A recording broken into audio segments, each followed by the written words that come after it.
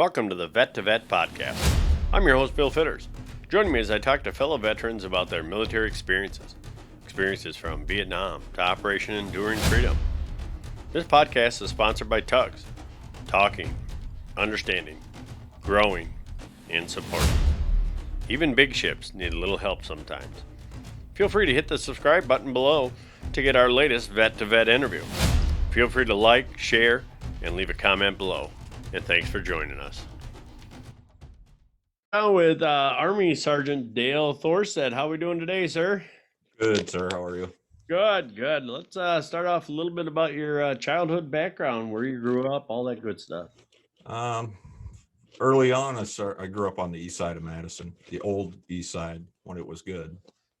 Yeah, when you could walk around at night. Right.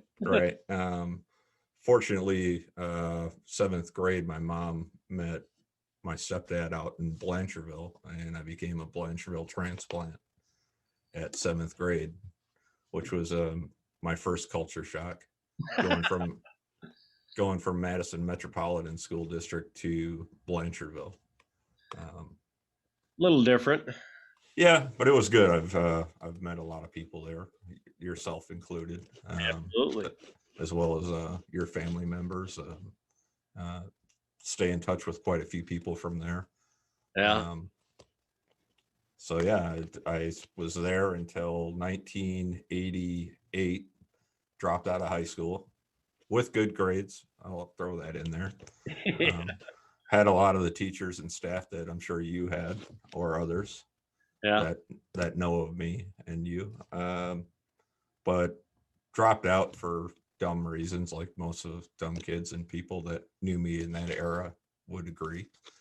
And then in 1989, March of 89, my older brother was a naval recruiter right there on East Wash, when it used to be the big complex. Mm-hmm. Yeah. And he finally conned me into stop being an idiot. Filled out all the paperwork without me even being there. Got the waivers without me even knowing it, because I needed a couple of waivers for illegitimate reasons. Right. And it took 7 days. My DEP program was 7 days, and he's like, "You're getting on a bus and you're getting out of here before you change your mind or you end up in jail." Wow. So to the point that he drove out to Blanchardville, picked me up, and held me in his apartment on Commercial Avenue until I got on that bus to Great Lakes. All right. So, all right. That's tough love, but good love. Yeah, great guy. Still hold him in the, if it wasn't for him, I wouldn't be where I am today. So Right. So did we have to go to MAPS and get all checked out and all that good stuff? yeah, I went to MAPS down in Milwaukee. I watched Cindy's interview the other day, same place that she probably stayed. A lot of drinking, smoking. Yeah. Hence the waiver. But went to MAPS. I was there for one night, and then off to Great Lakes at, ODART 30. Yeah. March 13th, which is, for anybody that's from this area of the country, they know that's the greatest time to go to Illinois for boot camp. Yeah. I still think that was a little payback for my brother, but we'll take it. Right. So yeah, so did boot camp there. Fortunately, while I was there, my brother's wife at the time was a dental technician at boot camp. So when you go to dental and this and that, she let me crash out in the chair for about 3 hours. I paid for it later because, our company commander figured out the name, and I'm like, man, it was worth it. I got a 3-hour nap. Right. So that and get to see family, at that point. Yeah. Yeah. So yeah, boot camp there. All typical Navy stuff. It was, for me, I don't think it was that bad, but for whatever reason, even to this day, it seemed like the first couple of weeks were in black and white. You're just you're in auto mode. Yeah. But it really wasn't that bad. I didn't get smoked. I didn't get yelled at. beyond everybody else as a group. But so finished boot camp. And then I'll back up for a second. The MEPS thing. When we're down there for the Navy, you get to choose what job you want to do. I'm assuming my other services are the same. They'll throw out 8 listings and say, well, my brother was with me. He's an E6 out in the hall. They'd give me a list. I'd go out in the hall, show it to him. And he goes, yeah, you're not doing that garbage. Go back in. The third time I did that, the E5 behind the desk goes, who are you talking to? I said, oh, my brother. Well, tell him to come in. So he comes in as an E6 and he goes, quit giving him the crap jobs. Give him something in aviation. So then he pulled out the good jobs. So, and this poor E5 was like, you could have just told me that. So he, again, same thing. He guided me into aviation, became a parachute rigger. So aviation life support. The last ones to let you down. That's it. That's right. Obviously, you've seen one or two of my posts. So yeah, it was. I didn't know what it was. Had no clue. I'm like, I don't care. So you go, from there I went to Lakehurst, New Jersey. Okay. And if you go back into the 1940s, before World War II, when the Germans were sending over those huge Zeppelins. Yep. And there's a huge hangar in Lakehurst, New Jersey. That's where my A school was. Oh, so, nice history connection there then. Yeah. So right where the Zeppelin crashed, was part of that base. It's no longer a Navy base. It's owned by Sikorsky. So, but yeah, it was fun. I mean, I spent 4 months on the East Coast in the summer. I'm sure it's not like it was like it is now. We went to class during the day, no PT, no formations. We had beer machines in the barracks. Yes, so did we. Yeah, at 18, I'm like, hey, this is all right. And in ours, there was always the mystery button. You didn't know what was going to come out of it, but it was going to be some sort of brand of beer. But a lot of people rolled that dice on that mystery beer just to see what was in it. Yeah. I mean, growing up, of course, small towns, every town I drank beer, but once I hit the East Coast, I started figuring out, all right, I'm a dirty old sailor. I need to start trying out rum. Yeah. Progression in life. So, refined taste. I'm a refined drunk. There you go. So, like when I went over to Spain, and same thing, it was Bacardi. Everybody was drinking Bacardi, and then Crown Royal.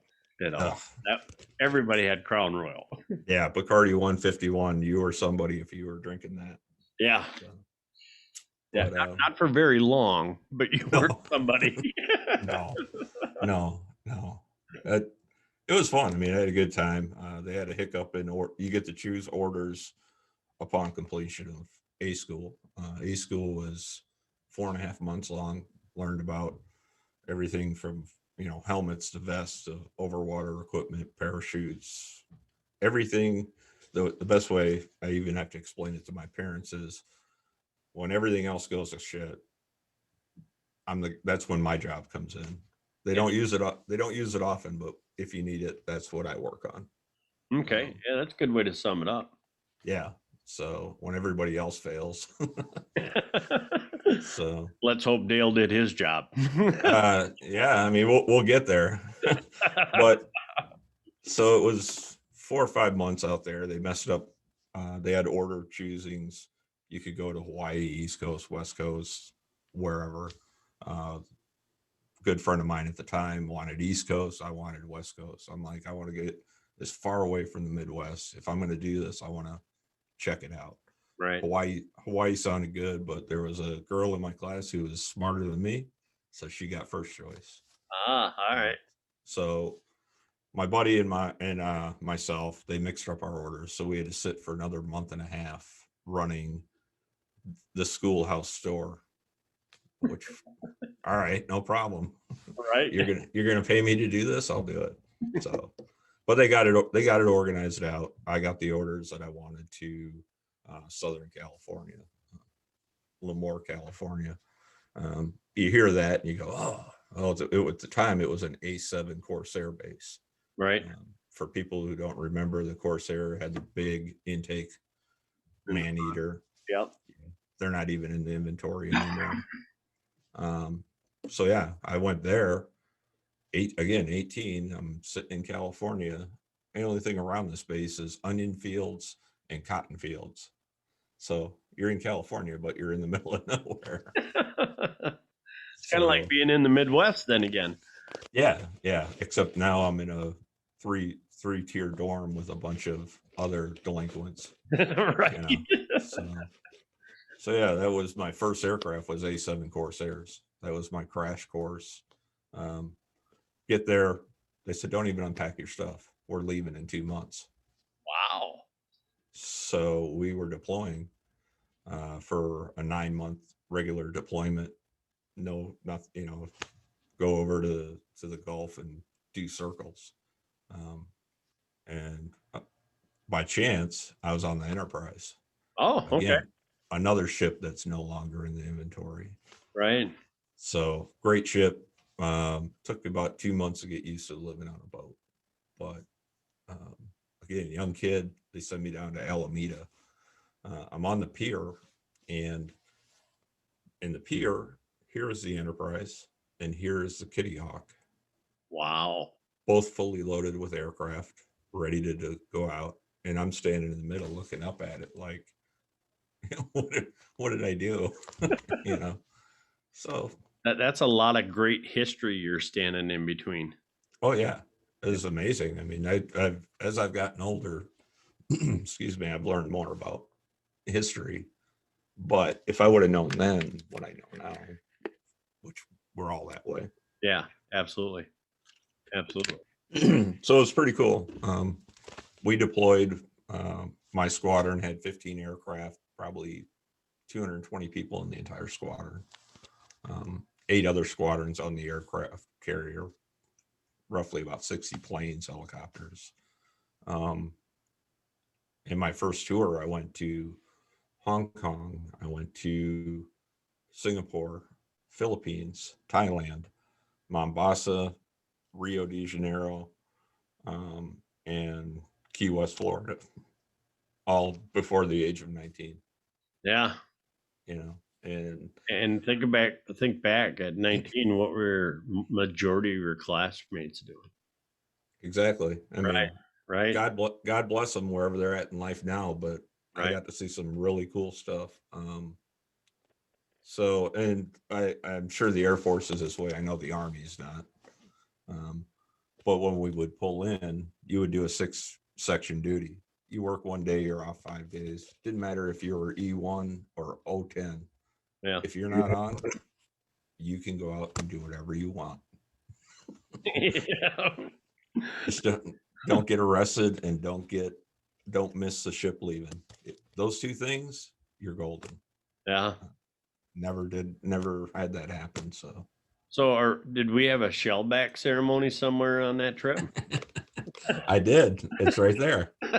You earned that one, brother. I did. It's from 10th. Well, it was on 10 January 1990. So yeah, ironically, I took up new habits as I got older. And that, you can look up videos, and the news. I'm crusty. The news ceremony is nothing like it used to be. That's what I'm hearing. That's what I'm hearing. You spend the day getting just beat and humiliated, and it's all fun. It's just because when you're done, you're now one of them. Yeah, you're part of a group that's very small. Yeah. My older brother is a blue nose, so he did up around the Antarctica, and I'm a shellback, and that was always a big contention between the 2 of us. Nice family competition, though. Yeah, he's like, well, you're a West Coast sailor. You're a Tom Cruise sailor. Oh yeah, the Hollywood. Yep. Yeah, he's like, you're Hollywood. I'm like, all right, whatever. So was that part of Westpac then that you were with out there with the 7th Fleet? Is that what's out there? Yeah, exactly. It was a 7th Fleet CAG, which is a carrier air group, CAG 11. Okay. And thank you. It's exactly what it was a Westpac. Okay. So we finished that one. Now I got a little bit of salt in my boot, so to say. We Yeah. get back to Lemoore, and we're home for a year and a half. Picked up riding crotch rockets, me and a bunch of other people. I did not own a car when I left Blanchardville. Was the last time I owned a car for the next 7 years. Yeah. It was just all crotch rockets and girls and parties and half barrels in the shower and getting yelled at for this, that, the other, but nothing major. Right. Right. So uh ironically, we retired the A7 Corsair, and my squadron picked up F-18 Charlies, Okay. which were still new at that time. They were, right from McDonnell Douglas. Fortunately, again, all the mechanics have to go to school to learn the new aircraft. My stuff didn't change.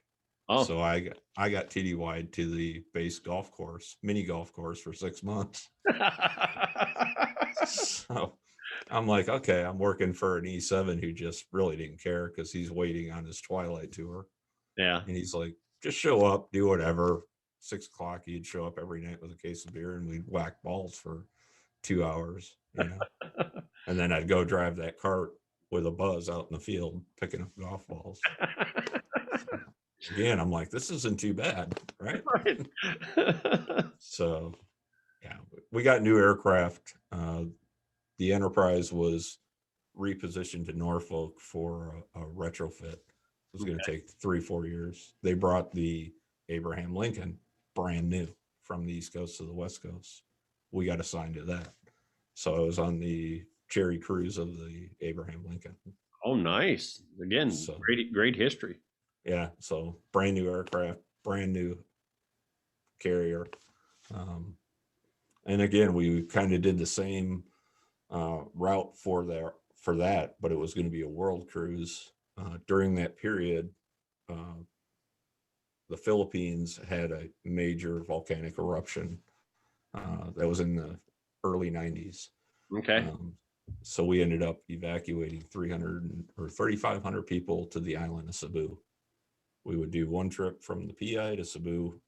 So you have all these civilians, moms, dads, kids, dogs, cats, you name it. It was a huge humanitarian effort. They threw us all out of our sleeping spaces. I slept in a hammock for a week and a half in my shop. So, but that went off without a hitch. And then Desert Storm, we went from that humanitarian effort over to Desert Storm. We played around with there for a couple of months, mainly. Did you guys go up into the Persian Gulf then, or did you guys kind of back? No, we were up in the Persian Gulf, launching aircraft. It was kind of all hands. Didn't really matter what your job was. It was doing a lot of this, lifting bombs, lifting rockets. Yeah. And they would go off the deck with the wings about ready to break and come back empty. So, and it was pretty. They'd bring back their HUD tapes, their videotapes from the FLIRs. Mm-hmm.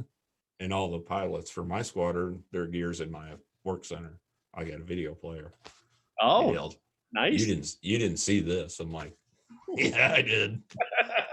So, we watched all of that videotape. Now, years later, it's all out there. So, but like the Highway of Death, seen that before. And I'm like, yeah, that'll do it. So yeah, for anybody out there that doesn't understand HUD or hub, it's a recording system. It can do, I think, infrared, and then there's one other setting for it that it basically records what a pilot does, and the pilots use it for training purposes to be able to readjust their bombing runs, their gun runs, stuff like that. And also, if some country or some let's just say a third party says the U.S. bombed a church full of Christians, those tapes become priceless because Yeah. they are used to say, no, we hit exactly what we were shooting at, or there have been times that, oops, yeah, we had one go astray. But yeah, and so to be able to see those, fresh, that had to be kind of cool. Yeah, and thank you. I mean, like you said, in the FLIR, which is a forward-looking infrared. Yeah. So day, night, it's all there. So yeah, I mean, we did Desert Storm, put that check in the block. I'm like, okay, now I'm a 20-year-old kid, been to war on a ship, Yeah. but when's the last time a carrier was hit or sunk? World War II. So I felt pretty confident in that. Yeah, I don't think Hussein was going to come out with his canoes and No, no, yeah. no. So yeah, and finished off that 9-month tour, came back. So now I've got 2 tours, 2 aircraft, 2 carriers. During that period, and I'm sure all the other services, TDY here and there. Yeah. Fallon, Nevada, went to Elmendorf, which was great. We worked with the F-15 guys, so I got to work with the Air Force guys for a month. And yeah, they live way better. Yeah. But I mean, if I had to rank living experiences, it would be Air Force, Navy, Yeah. Army, Marines. But so I got to go a lot of different places. You mentioned during that first 4 years, I had 2 punch outs. One was my XO doing a training flight. Something happened. He punched out, lived. One was my maintenance officer, punched out, lived. At that time, there was 2 of us in my work center. And the tradition is they pretty much bring you a half barrel and the biggest bottle of Jack Daniels that they can find. Yeah. A little bit of appreciation going there. So, and that kind of snapped me awake, because in any investigation, they come in, they grab all the records, Yeah. and then you're sitting there for the next hour going, "Did I do this? Did I do that? Did I sign this?" Yeah. I A went lot, and a lot of people don't understand that everything about equipment in the military is inspected, tore apart, put back together, serviced, upgraded, downgraded, or side graded if it has to. And there is a record for every single person who has touched that. So when you're talking about investigations, we had probably 2 or 3 F-16s go down. And I get what you're saying about that. Making sure that you dotted your I's and crossed your T's. We partied hard. There ain't no doubt about that. Military yeah, people have a tendency to do that, but when the chips are down, day to day, we and I think you're probably this way today, just like I am. You almost become very anal retentive about every little thing because, just like you explained, um, one little thing that you might have missed may have caused those 2 fellow service members to lose their lives. So, yeah. You so become you're right. You become very OCD about things, yeah, um, yeah, and I'm sure my wife would attest to that. That yeah, I'm, I'm still that way. yeah, So yeah, I mean, from there, I was just trying to kick around and see what I was going to do. Um, and they came up with orders, ironically, of all places, Tinker Air Force Base in oh, Oklahoma. I'm like, there's no water there. right, I'm like, all right, great, I'll take it. And it was the Boeing E-6A, big 707. Talks to the subs. So I'm like, all right, easiest job I ever had. What year was that you went there? Do you remember? It would have been 93, 93, 94. So were the B-52s still sitting there? Were I had don't remember. I don't remember seeing them, okay, but I seen the hangars, and they're immense.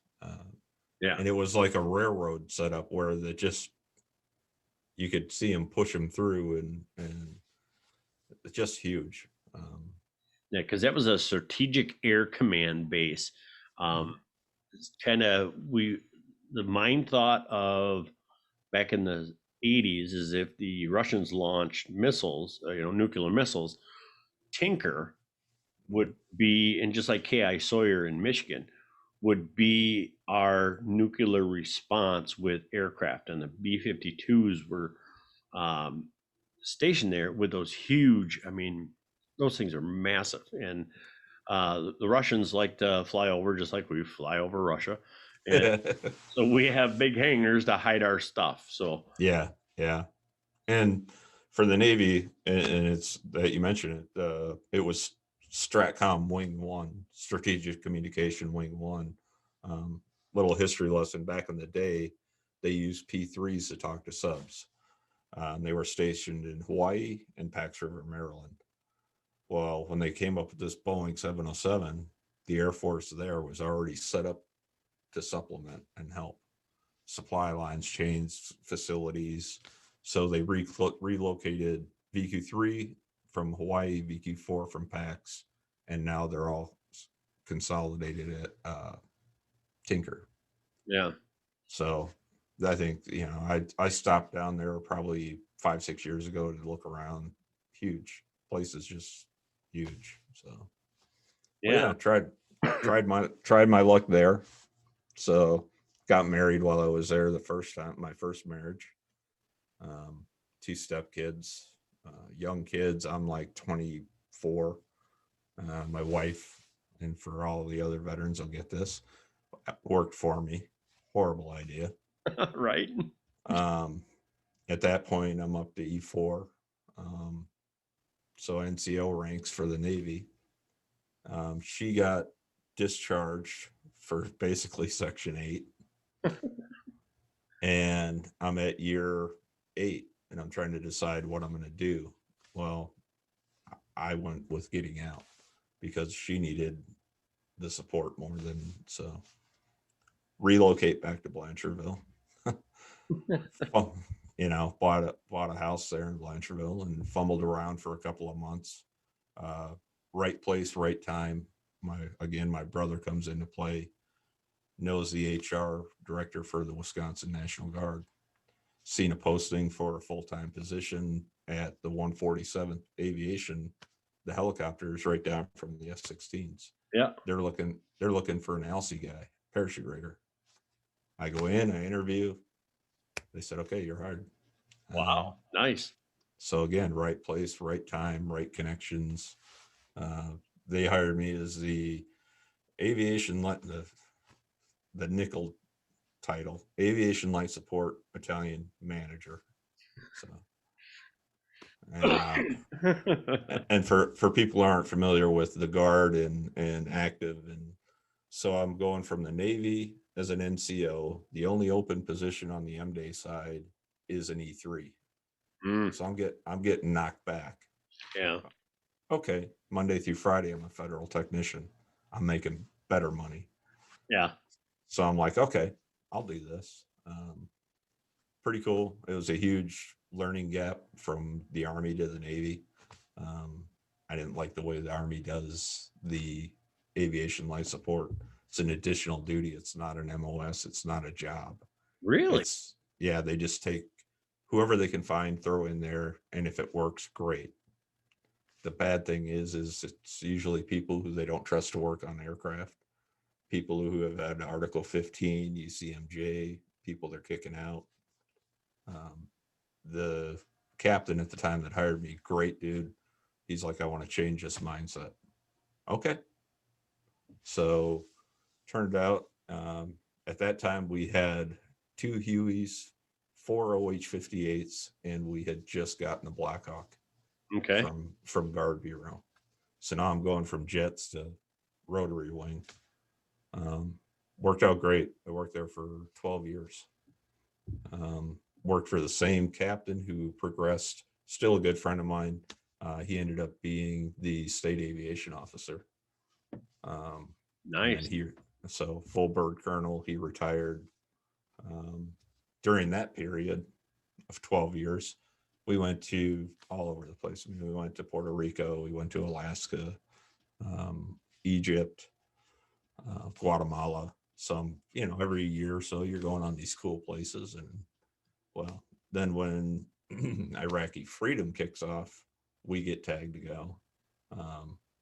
My colonel's like, yeah, you're going. Right. Yeah. No reason to even volunteer, Dale. You're on the top of the list. Yeah. Well, and there was about 50 of us that worked within my unit that worked at the facility full time. So I don't blame them. In their mindset, these guys do this every day versus the people, and then nothing against the M-Day people versus 1 weekend a month. We're at least taking these 50 guys because they're our best instructors. Mm-hmm. So went to Iraqi freedom. Prior to that, I got divorced in 97. That didn't work out. She wanted to go back home to Oklahoma. Okay. 99, I met my wife, Kelly, which anybody from Mount Horeb area may know. Her maiden name was Heights. But so we got married in 99, had a son in 2000. 2003, I get deployed to Iraq. So good support system, though. I would say. Yeah, for me, living in Blanchardville, and even from that period of 96 to 99, I was on the Blanchardville Fire Department. I was an EMT for Blanchardville for that period.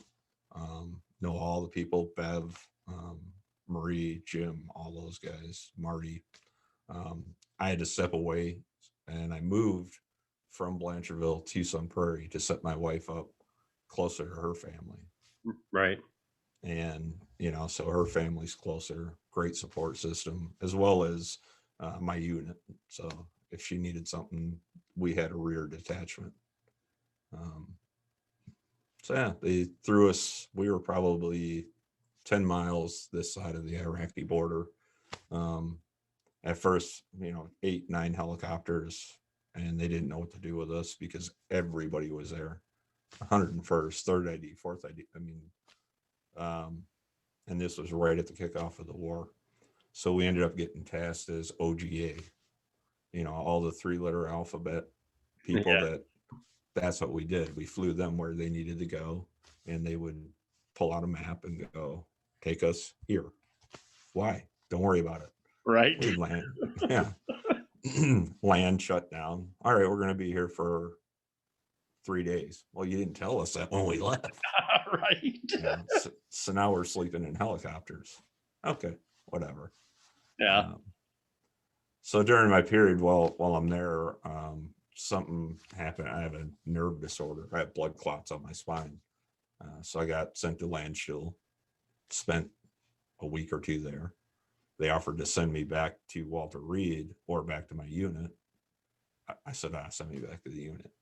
Right. So did our mission there. I was there for about 6 months, 7 months, and then they sent me home. They're like, you're broke. It ain't worth it. So come back. Got introduced to the VA system, which I'm with you. Madison VA is awesome. So I've never had a problem. I had 3 or 4 surgeries there, and I mean back surgeries. So, I trust them. Yeah. But so continued on for until 2006. My commander kept trying to hide me within the companies because I was going through a med board. Oh, yeah. He's like, we're going to put you in this gun. So they could never catch up to me. My back never got any better. It's non-surgical at this point, and had a med board. And even the head colonel for the medical officer, he's like, well, we can wait a year. I'm like, I'm not going to get any better. I'm holding up a promotion slot for somebody else, and that's not right, and I don't feel good about it. So they said, okay, we're going to medically retire you. At 19 and a quarter years, they waived it to 20. Oh, nice. So, but there in Madison, I mean, the Blackhawk guys there are awesome. The F6, I worked with the Air Force guys over there, awesome people. If I could have stayed, they know I would have. But being non-deployable which is funny, and you know why. Oh yeah. So they retired me. Um, Went out as an E5, no problem. Tried to set them up for success before I left. Um, Ironically, a year after that, they got the brand new Mike model Blackhawk, which is like going from and younger people won't know, but going from a Yugo to like a Mercedes. Yeah. Right. Because everything's digital, touch screen, autopilot, fantastic aircraft. Um, so at that point, and when I came back from Iraq, we had moved back to Blanchardville. Marty, Dorn, Jim Johnson, all those guys were awesome. They're like, you want to come back, you're welcome. So I had to go back to EMS school again, twice through EMT school before there was a waiver. Yeah. And I ran EMS with those guys in fire for, God, I want to say almost 8 years, 9 years, while we were living there. And in the interim, I also worked for a full-time service in Madison. Do 2 days, you're off 5. So, Oh, nice. Yeah. So I mean, I spent a good number of years with the fire and EMS down there. We're all A type. We just are, even to include yourself. Yeah. Yeah. But got to a point with that too many accidents, too many people I knew that we were picking up out of, unfortunately, when you meet, and there are some great people in that town, especially the older population, you usually meet them when they're at their worst, but Yeah. they don't forget. No. So, but yeah, too many of the young kids that, because I also have a stepdaughter, went to school there. My son was going to school there. And after a while, I was just like, I can't do it anymore. I'm done. So we moved from there. But I had an opportunity come up. Now, mind you, we go back to, I was retired, non-deployable. I got offered a position with my company. Hey, we're going to go out and teach the active duty Army how to fly this new Black Hawk helicopter, because the schoolhouse was basically bottlenecked of, they couldn't get enough people through. Okay. So I'm like, okay. So I get hired. And part of the contract was we would go from major Army base to base, train an entire aviation battalion of 100 people per shot, how to fly it. I would take care of their flight gear, equipment, the aircraft. We field the aircraft to them. We do all the break-in maintenance, and we hand them a finished product. Oh, nice. And it would take about 6 or 7 months per site. Part of that with my company was you could bring your family. They put you up in apartments, and you live there. So I packed up my wife. I packed up my daughter. At that point was out of school. I packed up my son, and we became gypsies. All right. For 6 years. Dang. And we went from the East Coast to the West Coast to Texas to Hawaii. And we fielded, I want to say, over 350 helicopters and trained over 3,000 people. Wow. That's nice. That's nice to leave your imprint on every one of them, though. You know what I mean? Yeah, and I've found over time that the military is small. It is. Aviation is really small. I keep running into the same people over and over and over again. So, like you said, you can either do it right, do it wrong. If you do it wrong, they're going to remember that, and you don't want to do that. Right. So yeah, we did that until 2017. 2017, I found a house here in Lake Mills. We weren't planning on staying this long. Now we're going on year 4 or 5. My son went back to regular school. He was doing online school while we traveled. Finished his last 2 years in traditional. My wife worked here. I came back in 2017, went to work for the VA. Great place. The administrative part, lasted about 6 months. I and I'm not gonna, I'm not throwing anybody on names under the bus, but one my job was to receive phone calls from incoming vets, medications, this, that, point you in the right direction. And I would listen to the vets call up, pissed off. And they would go into their 20-minute tirade. And I just let them. Yeah. And then when they run out of steam, I'm like, okay, are you done? I get it. I'm with you. I'm a vet. I come here. Now let me help you.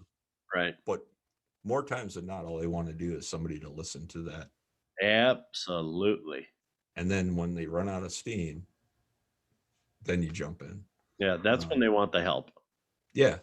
But one of my supervisors pulled me aside one day and said, "You're spending too much time on each call." Yeah. I'm like, okay, no, no. I'm like, isn't that what we're here for? Right. Well, I'm like, I said, "Are you a vet?" No. I'm like, you don't get it. Right. So I get fed up at that point.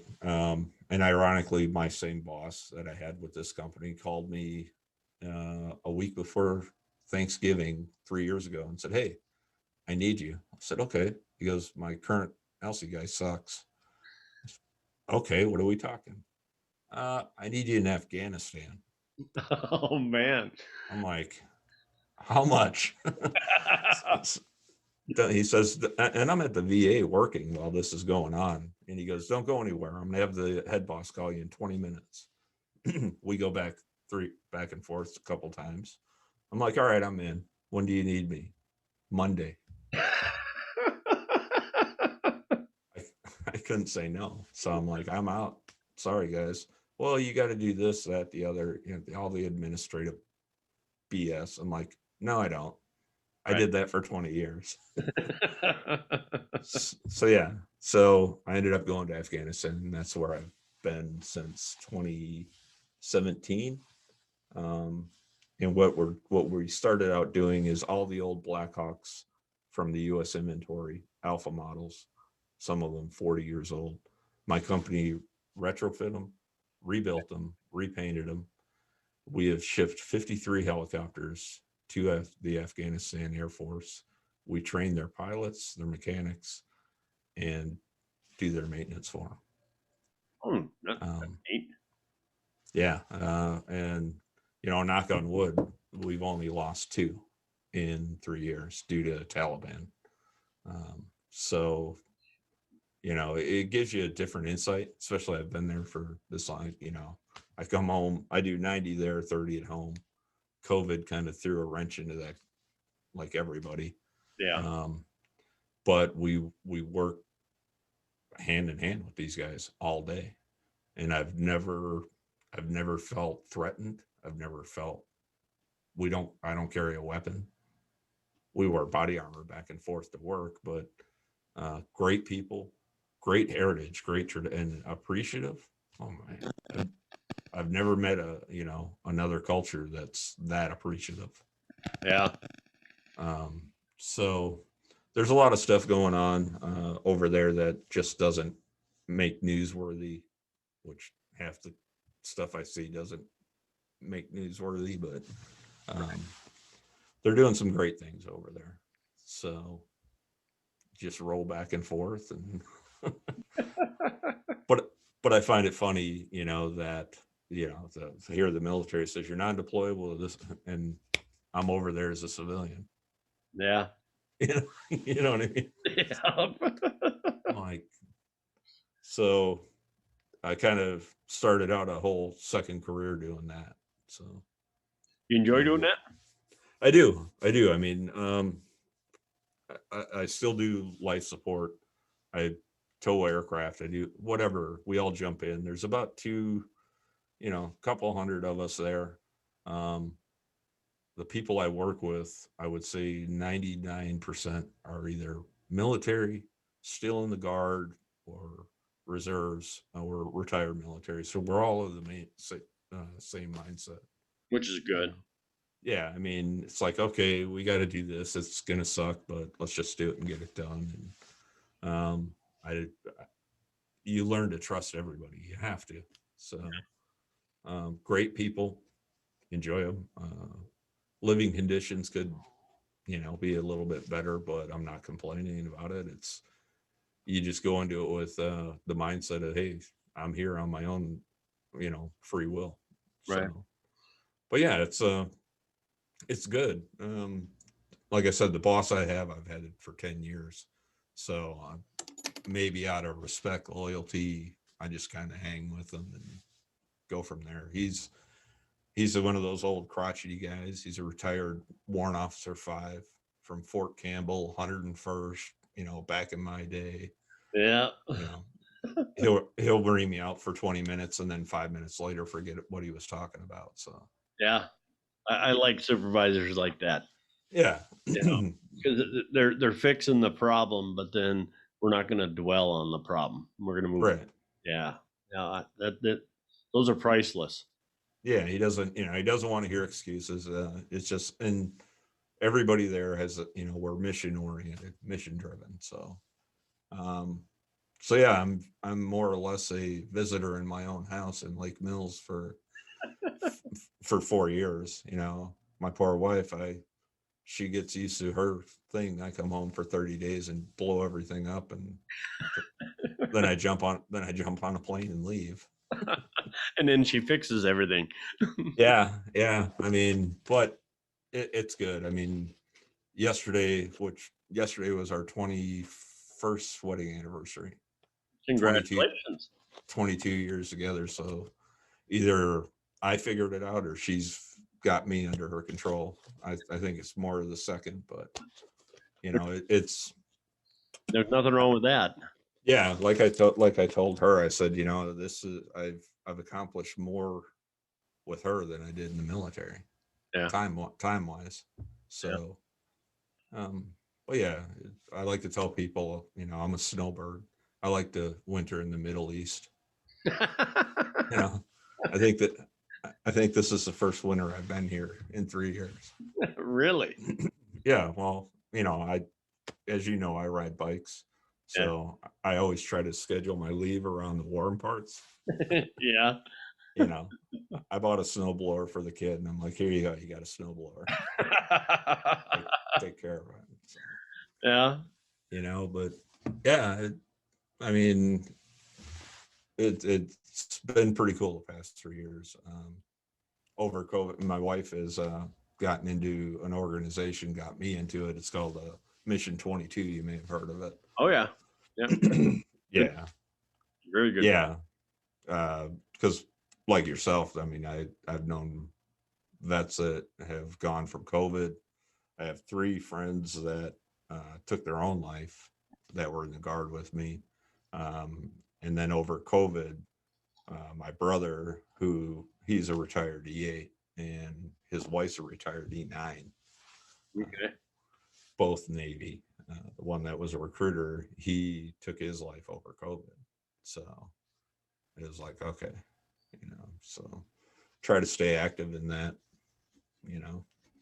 ride bikes and. So. Yeah, with the Mission 22, you're right.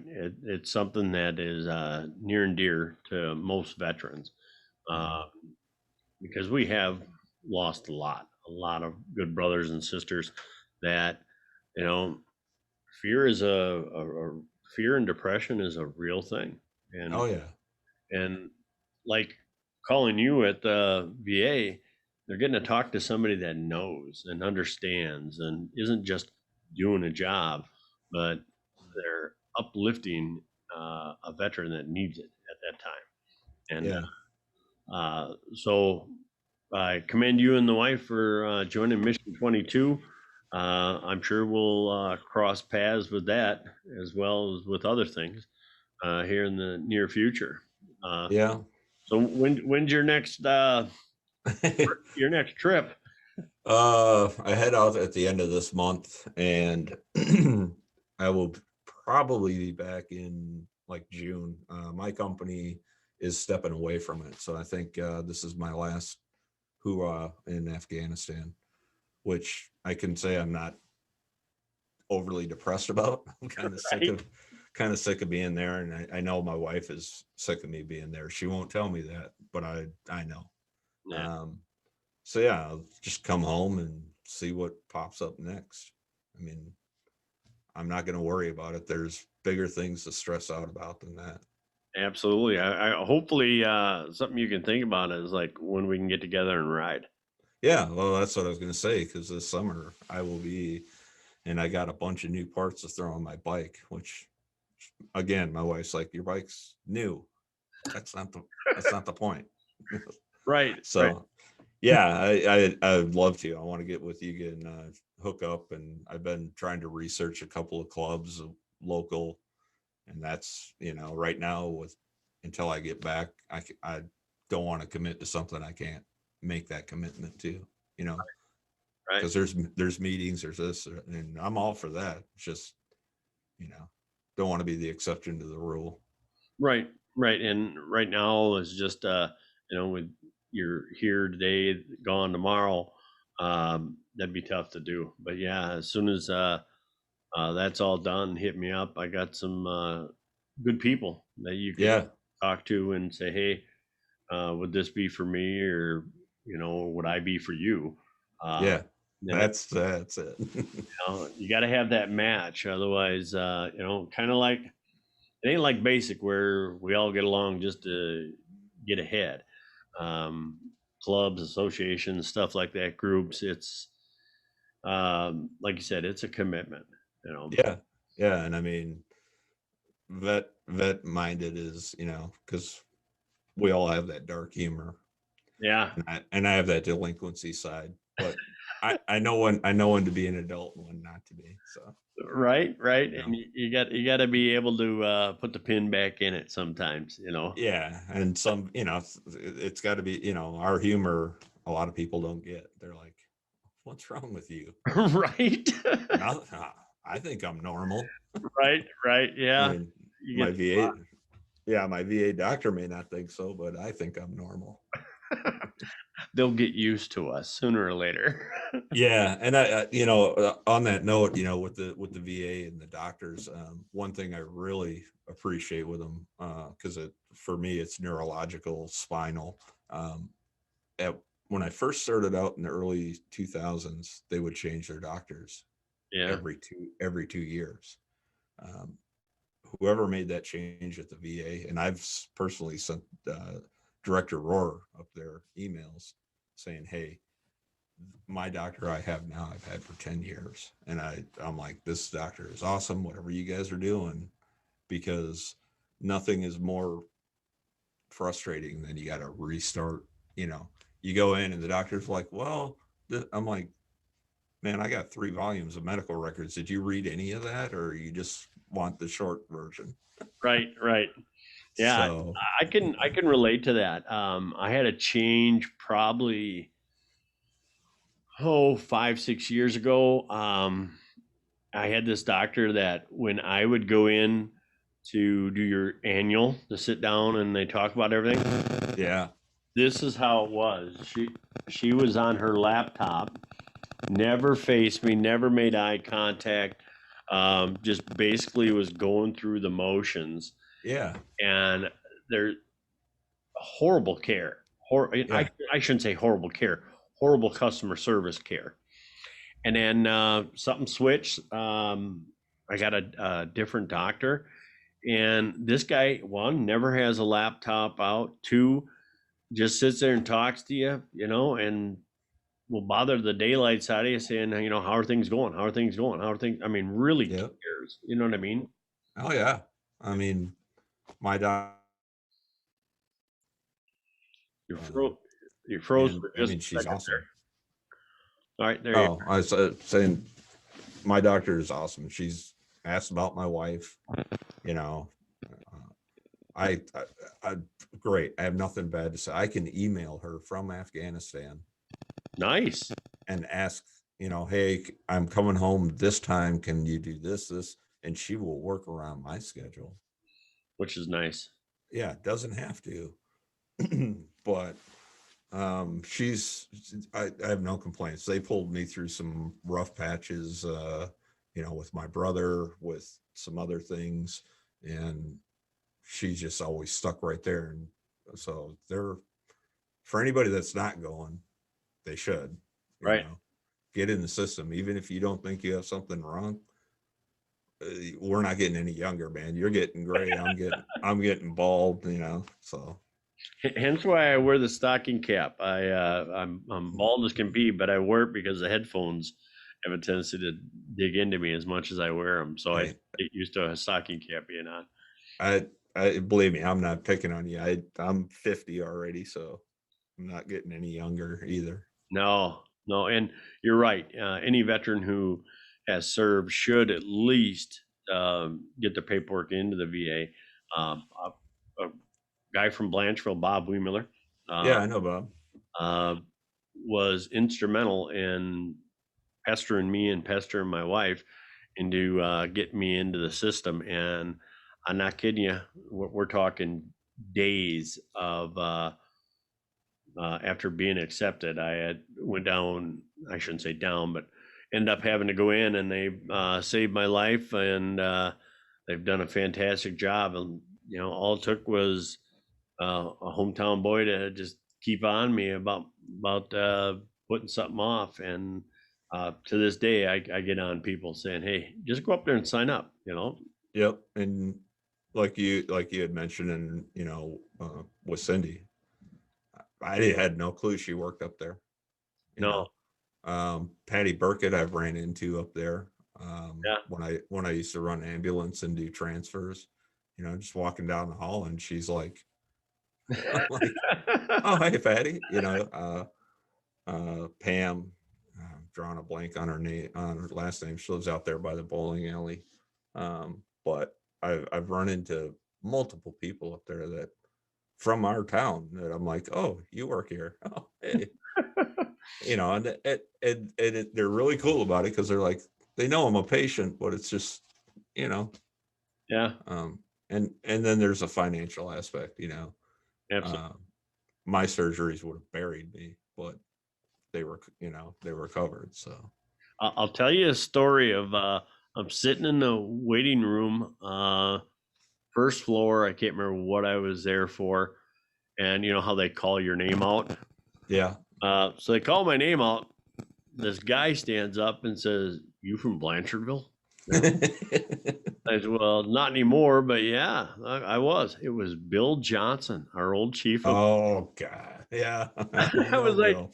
"Oh my God, he's live!" Yeah, old Bill. I remember when the police station used to be behind the Black Oak. Yep, in the broom closet, basically. Yeah, and don't ask me how I know that, but I've been in there. Well, don't ask me how I know. Yeah, it was fun times. Old Bill, yeah. But it's good system, and like I said, you run in today. I went in to get my shot, and I'm standing there like you, and I hear Dale Thorstad. I'm like, here was a supply warrant officer that I had worked with at Truax. We had worked together for about 10 years. I haven't seen this guy in 10, 15 years. Yeah. And he's like, what are you doing now? So, and it's pretty cool, vets and the system. And I have a friend in the East Coast in Boston. Haven't seen him in 30 years. Went out there during COVID. So much for not traveling. Right. But same thing for him out there. I got him into the system. He's like, well, I only did 4 years. Like, dude, it doesn't matter. Just, right. So the system's good. And it goes back to, like we said, people that you meet throughout your career, however long that is. Some of these guys I didn't see 30 years, and we picked up right where we left off. Mm-hmm. We're a little bit fatter and a little bit, slower, but. And don't go for the rum as fast as we used to. Yeah.